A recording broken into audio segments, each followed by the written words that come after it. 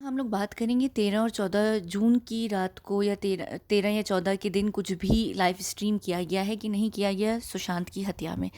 तो देखिए, मैं आप लोगों को बता दूं कि एक तो ये सारा पूरा जो खेल खेला गया है 13 की रात का, और उसके ऊपर मैं बात भी कर चुकी हूँ। मैंने एक हत्या, इनकी मैनर ऑफ हत्या के ऊपर एक वीडियो बनाई थी, आप लोग मेरे उसमें जाके देख भी सकते हैं, जिसमें मैं बहुत अच्छे तरीके से एक्सप्लेन कर चुकी हूँ कि जो भी चीज़ है वो 13 को हुई गई है। अब ये जो है लाइव स्ट्रीम के ऊपर जो बात है, ये बहुत कॉमन चीज़ है जब गवर्नमेंट इन्वॉल्व होती है किसी भी चीज़ में, और जब वो स्पेशल फोर्सेस को परमिशन देती है किसी भी टारगेट को न्यूट्रलाइज करने के लिए, तो जब वो उनको मारने जाते हैं, उनकी हत्या करने जाते हैं, तो वो बॉडी कैम्स के साथ जाते हैं, क्योंकि उनको सिर्फ इंस्ट्रक्शंस मिल रही होती हैं किसकी तरफ से, जो एक पूरी टीम बैठी होती है पीछे, उसकी तरफ से। अगर आप लोगों को याद हो तो जब ओबामा ने उसामा को न्यूट्रलाइज करवाया था, तो वो लाइव स्ट्रीम पर देख रहे थे सारा कुछ। हिलरी क्लिंटन भी थी और उनकी स्पेशल फोर्स की टीम के जो डायरेक्टर्स थे, जो भी बड़े लोग थे, वो सब बैठे हुए थे। और उन्होंने बाद में जब उनको न्यूट्रलाइज कर दिया गया था, तो आप लोगों ने देखा होगा ओबामा सेलिब्रेट भी कर रहे थे विक्ट्री को, जो कि एक बहुत बड़ी विक्ट्री थी उनके लिए। तो वो उसको सेलिब्रेट भी कर रहे थे। इसकी जो न्यूज़ में स्निपेट्स हैं वो आप लोगों को दिख गए होंगे। तो ये मैं आप लोगों को बता दूं कि जब भी गवर्नमेंट किसी भी चीज़ का ऑर्डर करती है, जब नेशनल इंटरेस्ट के लिए किया जाता है, तो उसको ज़रूर बनाया जाता है, उसकी ज़रूर वीडियो बनाई जाती है और वो फिर आर्काइव कर दी जाती है। ये मैं बात कर रही हूँ जब हम नेशनल इंटरेस्ट पर करते हैं, यानी जिसका जो सबूत होता है, जिसकी इन्फॉर्मेशन पब्लिक को होती है, तो ऐसी चीज़ों को किया जाता है। अब जब हम अनऑफिशियली किसी को भी मरवाते हैं या हम ऐसा कोई भी काम अपने लिए करवाते हैं, तो उसमें भी जो बड़े लोग होते हैं, चाहे वो पॉलिटिशियंस हों, चाहे वो भाई लोग हों, चाहे वो कोई भी बड़े लोग हों, या ऐसी फैमिलीज़ हों जो दुनिया की जो अमीर तरीन फैमिलीज़ हैं, ये लोग भी जब ऐसा कोई काम करवाती हैं, तो ये लाइव स्ट्रीमिंग इसलिए करवाई जाती है, कंफर्म करने के लिए कि इतना बड़ा खेल जो हमने खेला है, आया वो हुआ है कि नहीं हुआ है।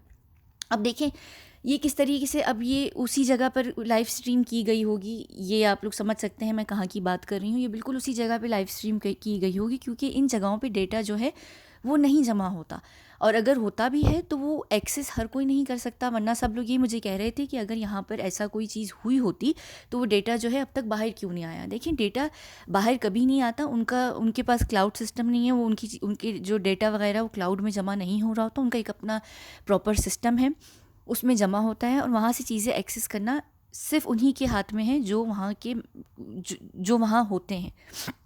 वरना इस तरीके से कितनी कितनी बड़ी बड़ी डील्स होती हैं, बहुत सारी चीज़ें होती हैं। अगर आप लोगों ने मनी हाइस्ट देखा हो तो प्रोफेसर भी वहीं से जो है चीज़ें जो थे वो लेते हैं। तो ये, वरना अगर इस तरीके से इतनी बड़ी जो परचेजेज़ होती हैं ऐसी वेब्स पे, वो अगर पता चल जाएँ तो बहुत सारी जो चीज़ें हैं वो प्रिवेंट की जा सकती हैं, होने से भी पहले वो प्रिडिक्ट भी की जा सकती हैं। तो ये इतना आसान नहीं होता। हाँ, ये ज़रूर है कि गवर्नमेंट में ऐसे लोग बैठे होते हैं जो इन वेबसाइट्स को एक्सेस करके रखते हैं, लेकिन वो उस पर कितने एक्टिव होते हैं, अलर्ट होते हैं, वो मुझे नहीं पता।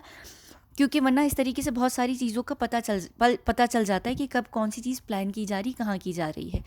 अच्छा, उसके बाद देखें अब उन्होंने जो है वो क्यों किया, अब और किस वजह से किया। देखिए, एक तो वहाँ पे शेरा थे, और शेरा के ऊपर मैं बहुत दफ़ा ये बात कर चुकी हूँ। ये बात अभी तक क्यों निकल कर नहीं आ रही है आप लोगों के लिए, इसका मुझे पता नहीं है, पर शेरा के एंगल को एक्सप्लोर किया जा रहा है, और शेरा जो थे वो बिल्कुल थे। अब ये किसके लिए किया गया है, क्योंकि जाहिर सी बात है कि इसमें हाथ जो है वो बेबी पेंगुइन का है, वो महाराष्ट्र सरकार का है। और जब सरकार कोई भी चीज़ ऐसे काम करवाती है तो उनका एक अपना पैटर्न होता है जिसको वो फॉलो करते हैं। उनको आदत होती है हर चीज़ की कन्फर्मेशन के लिए। वो यानी क्या कहते हैं, उन्होंने कच्ची गोटियाँ नहीं खेली होती हैं, तो उनको इस चीज़ की इन्फॉर्मेशन चाहिए होती है। अब जब उन्होंने सारा काम किया तो जाहिर सी बात है कि उन्होंने उसको टेलीकास्ट करवाया है, लाइव टेलीकास्ट की होगी। और एक और बात, ये जिस तरीके के क्रिमिनल्स होते हैं, ये सैडिस्ट होते हैं, इनको मज़ा आता है दूसरे को सफ़र करते देखना, और ये बहुत एक कॉमन सी प्रैक्टिस है। अगर आप क्रिमिनल लोगों की हिस्ट्री उठाकर देखें तो कहीं ना कहीं वो अपने आप को सुकून देने के लिए, अपने अंदर का जो एक शैतान होता है उसको पूरा उसको सुकून देने के लिए वो इस तरीके की करते हैं। बहुत सारे जो क्रिमिनल्स पकड़े जाते हैं वो इसी वजह से पकड़े जाते हैं कि उन्होंने तस्वीरें खींच के रखी होती हैं, उन्होंने कुछ लोगों को जो ऑर्गन्स होते हैं उनको कलेक्ट करने की आदत होती है, कोई लोग बाल कलेक्ट करते हैं, कोई लोग ऐसी तस्वीरें कलेक्ट करते हैं, ये करते हैं और ये इनके उन्होंने अपने हिसाब से कहीं सेव करके रखी होती हैं। ये मैं आम जो छोटे क्रिमिनल्स होते हैं, यानी छोटे से मुराद यानी जो इतने बड़े लेवल पर नहीं होते हैं, जैसे कि हम पॉलिटिशियंस की बात कर रहे हैं या हम बड़े बड़े लोगों की बात कर रहे हैं, मैं उनकी बात कर रही हूँ जो एक सीरियल यानी एक जो हत्यारे होते हैं उनकी मैं बात कर रही हूँ इस वक्त।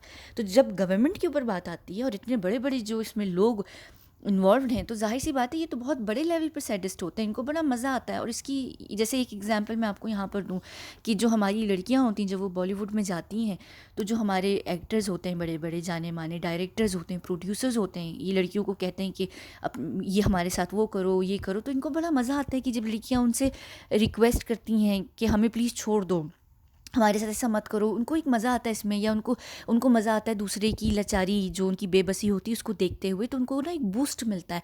जैसे एक तो वो बूस्ट जाहिर सी बात है नशे से लेते हैं, दूसरा बूस्ट इनका ये होता है। इसी तरह अगर आप देखें रेप केसेस में भी जो लोग जो ये जो जानवर होते हैं जब आपके साथ ये हरकत करते हैं, तो उनको जो है एक वो मज़ा आ रहा होता है, जब लड़की चीख रही होती है, चिल्ला रही होती है, कह रही होती है कि मुझे जाने दो, तो उनका जो ये एक माइंड होता है ना, उसको बड़ी एक शांति मिल रही होती है, उनको बड़ा सुकून मिल रहा होता है, उनको एक ना अजीब किस्म का नशा चढ़ता है इससे। तो ये जो है ना इनको बूस्ट करने का एक तरीका होता है।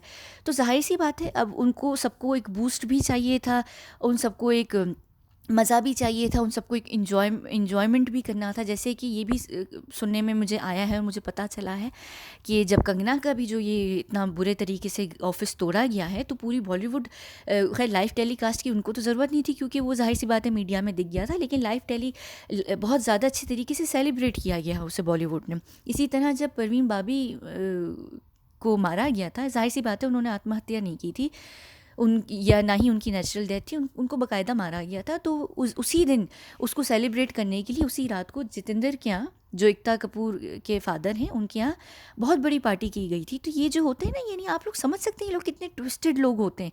तो ये चीज़ें की जाती हैं और ये बड़ी कॉमन सी बात है। और उस दिन तो खैर बेबी पेंगुइन का जन्मदिन भी था, तो उनकी सालगिरह यानी जो उनकी जन्मदिन था उसका तो ये बहुत बड़ा तोहफा था कि जो उनको एक्सपोज करने जा रहे थे उनको मार के सब लोगों ने उनको ये तोहफ़ा दिया है बर्थडे बॉय को।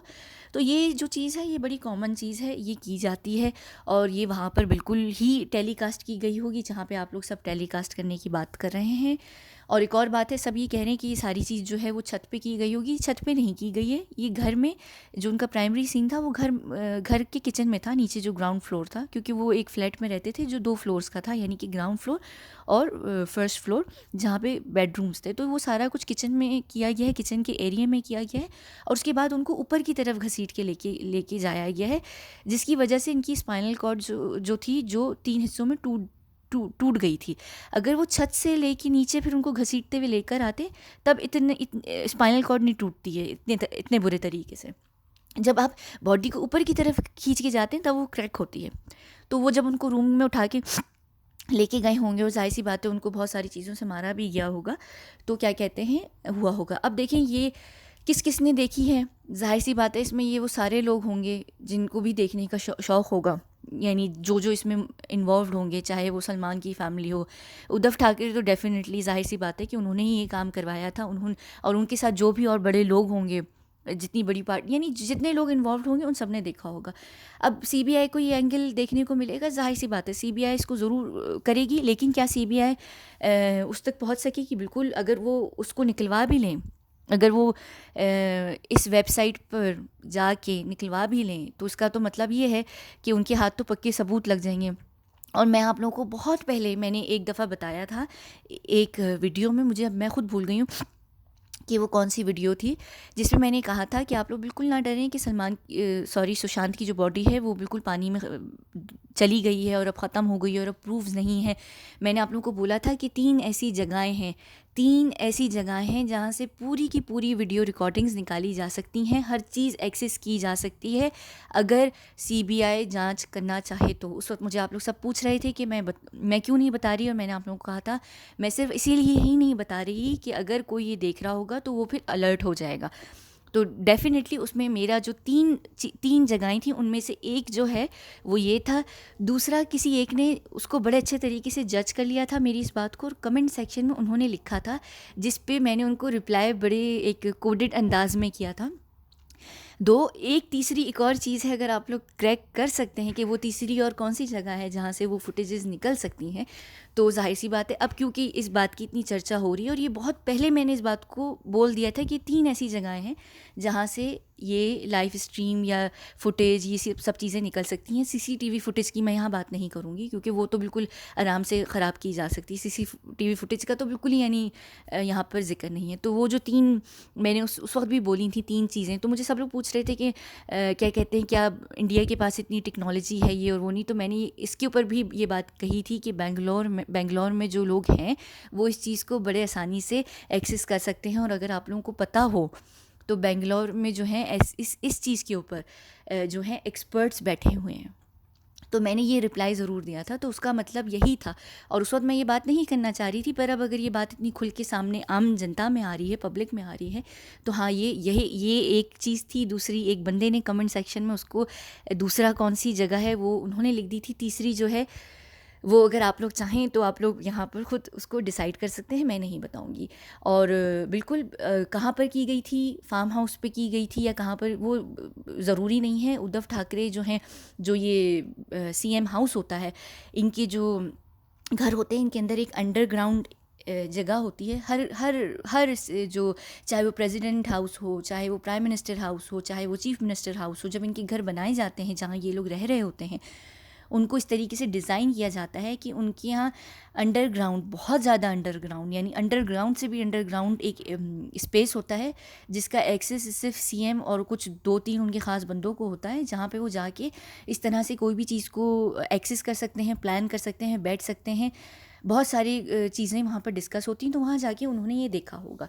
बाकी छोटे छोटे सेलिब्रिटीज़ ने नहीं देखा होगा, बिल्कुल नहीं देखा होगा। सलमान खान ने अगर देखा है तो वो इस तरीके से देखा होगा कि शेरा की वजह से। रही बात कन्फर्मेशन की, तो कन्फर्मेशन इस केस में डबल या ट्रिपल कन्फर्मेशन ही, इसमें बहुत सारी कन्फर्मेशंस की गई हैं।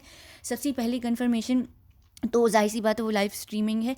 फिर एक कन्फर्मेशन है जो बाकायदा वहाँ जाकर फिज़िकल कन्फर्मेशन की गई है, जिसमें से सबसे पहली कन्फर्मेशन जो है वो सूरज पंचोली ने की है। अब सूरज पंचोली वहाँ पर मानने में नहीं थे, सूरज पंचोली बाद में वहाँ पर गए हैं और उनको हम निकलते हुए देख चुके हैं।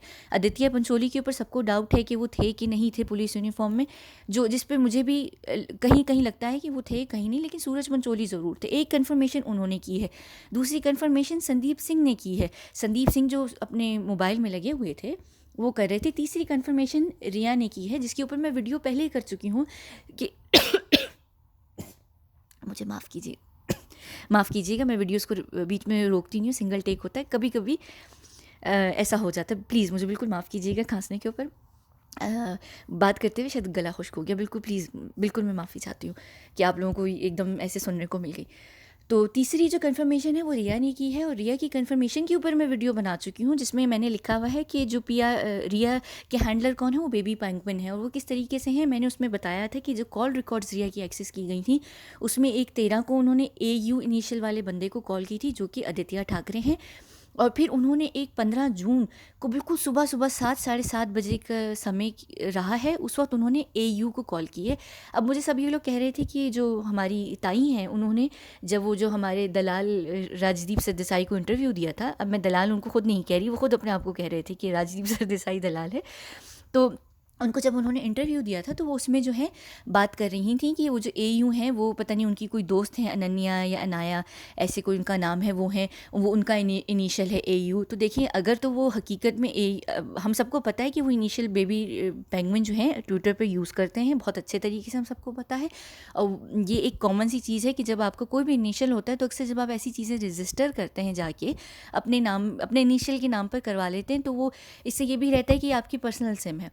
अब वो सिम अभी तक बेबी पेंगुइन की है नहीं, अब वो बिल्कुल भी नहीं रही होगी। बेबी पेंगुइन ने ज़बरदस्ती वो सिम किसी और के नाम पे रजिस्टर करवा के वही इनिशियल रखवा के उनको दे दी गई होगी, जो रिया जिनका नाम ले रही हैं।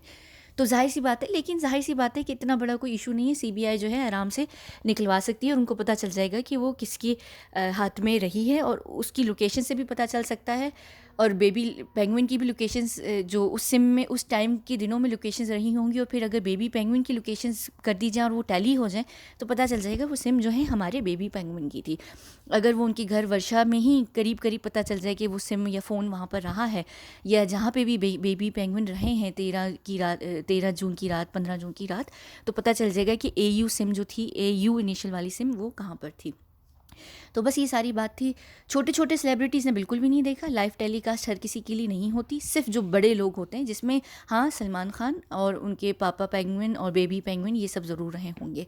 यही सारी बात थी, और ये एक बहुत कॉमन सी चीज़ है, ये होती है। और अभी वो जो है वो फुटेज जो है, बहुत मुमकिन है कि वो उस वेबसाइट से भी ख़त्म करवा दी गई हो, क्योंकि एकदम से, क्योंकि ये सब चीज़ें जो है अलर्ट पर आजकल आ गई हैं, तो उन्होंने वो उस चीज़ को ख़त्म भी करवा दी गई होगी, और ख़त्म भी हो जाती है, तो इतनी कोई बड़ी बात नहीं है।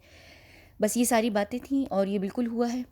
तो मैंने तीनों चीज़ें पहले इस वेबसाइट के ऊपर भी मैं पहले डिस्कस कर चुकी हूँ कि 3 जगहों से फुटेज निकलती है, और दूसरा मैंने रिया का बता दिया था कि रिया हैंडलन है, और रिया ने जो फाइनल कंफर्मेशन दी थी उनकी जो फाइनल राइट्स पे ले जाने से पहले, तो वो रिया ने ही दी थी, और रिया ने जाके बिल्कुल कंफर्म किया था कि ऐसा हो गया, और उन्होंने फिर बेबी पेंगुइन को वहाँ से कॉल करके बता भी दिया था, तो वो बेबी पेंगुइन के लिए डायरेक्टली काम कर रही थी। सही है ना?